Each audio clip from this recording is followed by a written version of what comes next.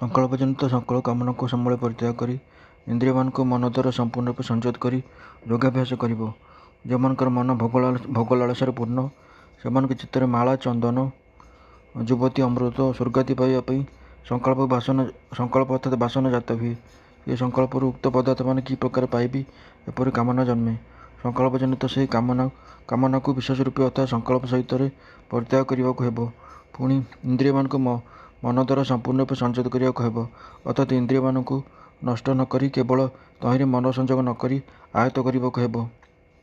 କେହି ଅଦୂରଦର୍ଶୀ ଯୋଗାଭିଳାଷୀ ବ୍ୟକ୍ତି ଔଷଧ ଆଦି ପ୍ରୟୋଗ କରି ଆପଣାର ଆଖି ଫୁଟାଇ ଦିଅନ୍ତି ଓ କର୍ଣ୍ଣର ଶକ୍ତି ନଷ୍ଟ କରନ୍ତି, ମାତ୍ର ତାହାଦ୍ୱାରା ଇନ୍ଦ୍ରିୟ ସଂଯମ ସାଧିତ ହୁଏ ନାହିଁ। ମନୋବୃତ୍ତି ସେଥିରେ ସଂଯୁକ୍ତ ନ କରିବା ଦ୍ୱାରା ଇନ୍ଦ୍ରିୟମାନଙ୍କୁ ନିଜ ବିଷୟରୁ ବିମୁଖ କରିବା ହିଁ ପ୍ରକୃତ ଇନ୍ଦ୍ରିୟ ସଂଯମ ଅଟେ। ମନ ସଂଯୋଗ ନ ହେଲେ ଇନ୍ଦ୍ରିୟ କିପରି ଆପଣା ବିଷୟରୁ ବିମୁଖ ହେବେ, ତାହାର ଅନେକ ଉଦାହରଣ ପ୍ରତିଦିନ ଆମ୍ଭମାନଙ୍କ ସମ୍ମୁଖରେ ଉପସ୍ଥିତ ହୋଇ। କୌଣସି ପୁସ୍ତକାଦି ପାଠ କରୁ ତଦନ୍ତ କଠିନ ବିଷୟ ରହିଲା ବେଳେ ଆମ୍ଭେମାନେ ଉପରକୁ ଚାହୁଁ, ମାତ୍ର ମନ ପୁସ୍ତକ ଅନ୍ତର୍ଗତ କଠିନ ବିଷୟରେ ସଂଯୁକ୍ତ ଥାଏ ଓ ଚକ୍ଷୁରେ ସଂଯୁକ୍ତ ନଥାଏ ବୋଲି ସେତେବେଳେ ଉପରର କୌଣସି ପଦାର୍ଥ ଅର୍ଥାତ୍ ଘରର ଛାତ ପ୍ରଭୃତି ଆମମାନଙ୍କ ଚକ୍ଷୁରୁ ଗୋଚର ହୁଏ ନାହିଁ। ଧାରଣା ବଶୀଭୂତ ବୁଦ୍ଧି ଦ୍ୱାରା ଧୀରେ ଧୀରେ ମନକୁ ଆତ୍ମନିବିଷ୍ଟ କରି ବୈରାଗ୍ୟ ଅବଲମ୍ବନ କରିବ, ଆଉ ଅନ୍ୟ କିଛି ମାତ୍ର ଚିନ୍ତା କରିବ ନାହିଁ। ଯେଉଁ ବୃତ୍ତି ଦ୍ୱାରା ମନ ବାହ୍ୟ ବ୍ୟାପାରରୁ ବିରତ ହୁଏ, ସେହି ବୃତ୍ତିକୁ ଧୃତି କୁହାଯାଏ। ଯୋଗାଭ୍ୟାସୀ ଆପଣାର ବୁଦ୍ଧିକୁ ସେହି ଧୃତି ନାମକ ବୃତ୍ତିରେ ଅନୁଗତ କରିବେ। ତତ୍ପରେ ସେହି ବୃତ୍ତି ଦ୍ୱାରା ଧୀରେ ଧୀରେ ମନକୁ ନିରୋଧ କରିବେ। ହଠାତ୍ ମନକୁ ନିରୋଧ କରିବା ଅସମ୍ଭବ ବୋଲି ଧୀରେ ଧୀରେ ନିରୋଧ କରିବାକୁ ଉପଦେଶ ଦିଆଯାଇଛି। ମନୁଷ୍ୟର ଯେପରି ଜାଗ୍ରତ ଅବସ୍ଥାକୁ ତନ୍ଦ୍ରା ଓ ତହିଁରୁ ସ୍ୱପ୍ନାବସ୍ଥା କହିଲେ ସୁଷୁପ୍ତି ଅର୍ଥାତ୍ ନିଦ୍ରାବସ୍ଥା ହୁଏ, ସାଧକ ସେହିପରି ଇନ୍ଦ୍ରିୟମାନଙ୍କୁ ମନକୁ ଅହଙ୍କାର ତତ୍ତ୍ୱରେ, ଅହଙ୍କାର ତତ୍ତ୍ୱକୁ ମହତ୍ତତ୍ତ୍ୱରେ କ୍ରମେ ବିଲୀନ କରିବେ। ମନ ଏହି ପ୍ରକାର ସଂଯତ ବା ବିରୁଦ୍ଧ ହେଲେ ଆତ୍ମାର ସ୍ଥିତି ହୁଏ। କ୍ରମେ ଯୋଗୀ ଅସଂପ୍ରଜ୍ଞାନ ନାମକ ସମାଧିରେ ସମାହିତ ହୋଇ ପରମ ବିଶ୍ରାମ ଲାଭ କରନ୍ତି। ସେତେବେଳେ ମୁଁ ଧ୍ୟାନକର୍ତ୍ତା ପରମାତ୍ମା ଧ୍ୟେୟ, ତେଥିରେ ଚିନ୍ତା ଆଉ ନଥାଏ। ସେଥିପାଇଁ ସେ ଭଗବାନ କହିଛନ୍ତି ଯେ ଅନ୍ୟ କୌଣସି ପ୍ରକାର ଚିନ୍ତା କରିବା ନାହିଁ, କାହିଁକିନା ଅସଂପ୍ରଜ୍ଞାନ ସମାଧିରେ ସମାହିତ ହେଲେ ଆମ୍ଭେ ଆତ୍ମଦର୍ଶନ କରୁଅଛୁ ଅଥବା ଆମ୍ଭେ ଈଶ୍ୱର ହୋଇଅଛୁ ଇତ୍ୟାଦି କୌଣସି ପ୍ରକାର ଚିନ୍ତା ଉଦୟ ହୁଏ ନାହିଁ। ସେ ସମାଧି ଅବସ୍ଥାରେ ଯେ କିପରି ଅବର୍ଜନୀୟ ଭାବ ଉଦୟ ହୁଏ, ତାହା ସେହି ଅବସ୍ଥାରେ ସ୍ଥିତ ଯୋଗୀ ନିଜେ ବୁଝିପାରନ୍ତି ନାହିଁ କି ବୁଝାଇ ପାରନ୍ତି ନାହିଁ। ଅସ୍ଥିର ଓ ଚଞ୍ଚଳ ମନ ଯେଉଁ ବିଷୟକୁ ଗମନ କରିବ, ସେହି ବିଷୟରୁ ତାହାକୁ ଯତ୍ନପୂର୍ବକ ଫେରାଇ ଆଣି କେବଳ ଆତ୍ମାରେ ସ୍ଥିର କରିବ। ମନ ସ୍ୱଭାବତଃ ଚଞ୍ଚଳ, ପୁଣି ଯତ୍ନ କରି ନିରୋଧ କଲେ ମଧ୍ୟ ତାହା ସହଜରେ ସ୍ଥିର ହୁଏ ନାହିଁ, କୌଣସି ନା କୌଣସି ବିଷୟ ପ୍ରତି ଧାବିତ ହୁଏ। ସେଥିପାଇଁ ସେ ଭଗବାନ କହୁଛନ୍ତି ଯେ ଅସ୍ଥିର ଓ ଚଞ୍ଚଳ ମନ ଯେଉଁ ବିଷୟ ପ୍ରତି ଧାବିତ ହେବ, ସେହି ବିଷୟରୁ ତାହାକୁ ନିବୃତ୍ତ କରି ଆତ୍ମାରେ ସ୍ଥିର ରଖିବ। ଯେପରି ବନ୍ୟ ପଶୁ ପକ୍ଷୀ ସ୍ୱଚ୍ଛନ୍ଦରେ ବଣରେ ବୁଲୁଥିବାରୁ ପିଞ୍ଜରାବଦ୍ଧ ହେଲେ ପ୍ରଥମେ ବ୍ୟଥିତ ହୁଅନ୍ତି ସତ୍ୟ, ମାତ୍ର କିଛି ଦିନ ଯାଏ ପିଞ୍ଜରାରେ ଶୃଙ୍ଖଳାବଦ୍ଧ ରହିଲେ ଏପରି ଅଭ୍ୟସ୍ତ ହୋଇଯାଆନ୍ତି ଯେ ସେହି ପିଞ୍ଜରାକୁ ଶେଷରେ ତାଙ୍କର ନିଜ ଗୃହ ବୋଲି ମଣନ୍ତି। ସେପରି ମନ ପ୍ରଥମରେ ବିରୁଦ୍ଧ ହେଲେ ବିଷୟରୁ ପ୍ରଭାବିତ ହେବା ସତ୍ୟ, ମାତ୍ର କ୍ରମେ ସମସ୍ତ ବିଷୟ ନିବୃତ୍ତ ହେଲେ ସେ ଏକଦା ଆତ୍ମାରେ ସ୍ଥିତ ହେବ ଏବଂ ସେଠାରେ ଅନିର୍ବାଚନୀୟ ସୁଖ ଭୋଗ ପାଇଁ ଆଉ ବାହ୍ୟଭୋଗ ଆଡ଼କୁ ଧାବିତ ହେବ ନାହିଁ। ଯୋଗୀଙ୍କର ରଜଗୁଣ ହାନି ହେବାର କାମନା ନଥାଏ। କାମନା ନଥିବାରୁ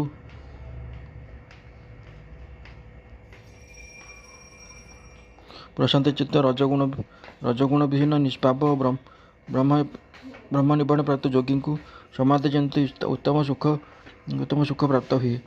ଯୋଗୀମାନଙ୍କର ରଜଗୁଣ ହାନି ହେବାରୁ କାମନା ନଥାଏ। କାମନା ନଥିବାରୁ ବାହ୍ୟ ବିଷୟରେ ମନ ଆସକ୍ତ ହୁଏ ନାହିଁ। ସମ୍ପୂର୍ଣ୍ଣ ରୂପେ ଚଞ୍ଚଳତା ଶୂନ୍ୟ ହୋଇ ଆତ୍ମାରେ ସ୍ଥିର ହୁଏ। ସେତେବେଳେ ସଂସାର ସୁଖ ସଂଯୋଗ ବିୟୋଗ ପ୍ରଭୃତି ଆଉ ମନରେ ପ୍ରତିବିମ୍ବିତ ହୁଏ ନାହିଁ। ଚିତ୍ତର ଏହି ପ୍ରକାର ଅବସ୍ଥା ହେଲେ ସମାଧି ସ୍ଥିର ହୁଏ ଓ ସମାଧି ଜନିତ ଅପୂର୍ବ ସୁଖ ଆପଣାଛାଏଁ ଯୋଗୀଙ୍କୁ ପ୍ରାପ୍ତ ହୁଏ। ନିଷ୍ପାପ ଯୋଗୀ ଏହି ପ୍ରକାର ମନକୁ ସର୍ବଦା ବଶୀଭୂତ କରି ବ୍ରହ୍ମ ସାକ୍ଷାତ୍କାର ରୂପ ପରମ ସୁଖକୁ ସହଜରେ ଲାଭ କରନ୍ତି। ପୂର୍ବୋକ୍ତ ପ୍ରକାର ଯେଉଁ ଯୋଗୀ ମନକୁ ଆତ୍ମାରେ ସ୍ଥିର କରିପାରନ୍ତି ଓ ସାଂସାରିକ ବିଷୟଜନିତ ସୁଖ ଦୁଃଖର ବିକାର ତ୍ୟାଗ କରିପାରନ୍ତି, ସେ ପାପଶୂନ୍ୟ ଯୋଗୀ ସହଜରେ ସମାଧିରେ ବିଘ୍ନ ବାଧା ସବୁ ଅତିକ୍ରମ କରି ବ୍ରହ୍ମାନନ୍ଦ ସୁଖ ଲାଭ କରନ୍ତି।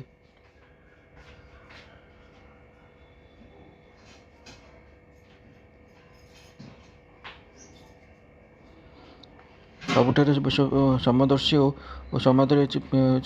ସମାଧିରେ ନିବିଷ୍ଟ ଚିତ୍ତ ବ୍ୟକ୍ତି ସର୍ବଭୂତରେ ଆତ୍ମାକୁ ଓ ଆତ୍ମାରେ ସମସ୍ତ ଭୂତମାନଙ୍କୁ ଦର୍ଶନ କରନ୍ତି। मन जितेबाला विषय आसक्त थाए सेतेबाला जगतर प्रत्येक पदार्थ ता निकट स्वतंत्र बोली प्रतीत हुए। मात्र योगर कौशल द्वारा मन संचत हो आत्मनिष्ठ हेले पृथक ज्ञान और रहे नहीं। सुतरां योगी व्यक्ति सबुठारे जगतर प्रत्येक पदार्थ ब्रह्म छड़ा आ किसी देखिपारती नहीं। से हेतु से सार्वभूतर तथा ब्रह्मांड स्तंभ पर्यंत प्रत्येक पदार्थ आत्मा को देखते और आत्मारे समस्त जगत विद्यमान थे दर्शन करती।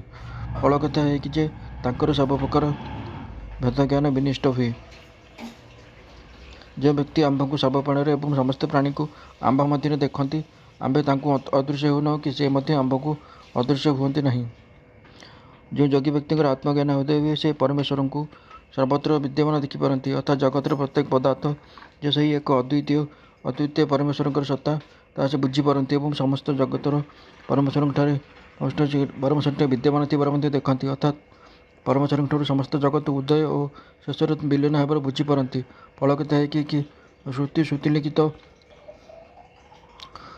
वाक्य सत्य प्रतीत हुए। सेपरि योगी व्यक्ति परमेश्वर को सर्वदा देखती और ईश्वर कृपादृष्टि अवलोकन कर अनुग्रह करती। आंबे सर्वव्यापी जो योगी आंबठारे एभली अभेद दर्शन कर आंब को भजती से जेकोसी अवस्था आंबठारे युक्त हुए। से भगवान कहते आंबे सर्वभूत स्थित अर्थात सर्वव्यापी अटू। जो योगी व्यक्ति आंबठारे अभेद ज्ञान रखी आंब को भजती अर्थात आंब भिन्न आउ ए जगत प्रपंच कि नहीं यह बुझीपार आंबर उपासना करती। से कौन अवस्था था पछके अति निष्काम भाव कर्म करूँ कर्म त्याग करूँ तथापि आंबठारे सी रहती अर्थात तांकर अभेद ज्ञान थी से आंब सहित युक्त हो जाती साजुज्य मुक्ति प्राप्त हुए। इंद्रिय क्षोभजक अजय अभेद्य अटे अतएव मु जानुची वायु निरोध परि मन निरोध दुसाध्य अटे। कौन चंचल पदार्थ को धरी रखा कठिन मन तो स्वभाव चंचल सुतरां सहजरे धरा पड़ा कथा नुहे। से पुणी प्रमादी अर्थात देह इंद्रिय क्षोभजनक अर्थात मनर उपद्रव देह इंद्रिय मान सर्वदा अवश हो पड़ती। एको धरी निरोध करने अधिक कठिन कथा। से मन पुणी एपरि बलवान जो आड़ को धावित हे से आड़ फेराइबा सहजसाध्य नुहे। एपरि अवस्था निरोध करने कठिनता बोले बोध हुए। आहरी जन्म मात्र वासना मान संस्कार रूप एकत्रित हो से मन को एपरि वशीभूत कर भेद करा न पारे। सुतरां ताकू धरी निरोध करने असाध्य व्यापार अटे। प्रबल बेगर बहुत वायु अथवा बतास को धरी रखा जपर असाध्य मन को निरोध करने से असाध्य बोली मु मनुअछि। अर्जुन मन को निरोध करने असाध्य जानी सुधा आशा त्याग करना। जो कृष्ण भक्त मान पाप और दुर्बलता दूर कर सर्वपुरुषार्थ सिद्धिर सामर्थ्य प्रदान करती मन विरोध कार्य सिद्धि विषय एकमात्र उपाय जानी हे कृष्ण बोले संबोधन कर आपणर संदेह से भगवान को जणाइले। से भगवान कहले हे महाबाहु मन जे विग्रह दुसाध्य और चंचल तहिरे संदेह नहीं किंतु कौंतेय अभ्यास वैराग्य द्वारा यह निरोध कराए। मन निग्रह कर नाना प्रकार उपाय नाना लोकर कही सुधा अभ्यास वैराग्य ता मध्य सर्वप्रधान। से महात्मा पतंजलि आपण ग्रंथर समाधिपद द्वादश कहते अभ्यास वैराग्य द्वारा मन निरोध हुए।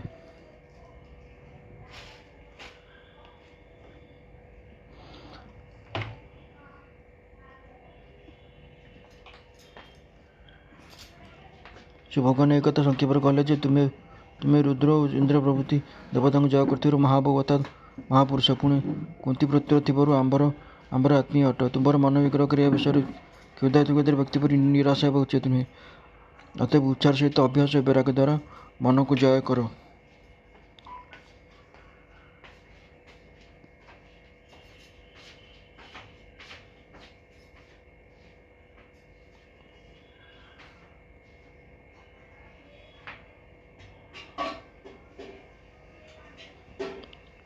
जार मन वशीभूत नुहे आंबे पक्षे आंब पक्षे तार योग दुष्प्राप्य अटे।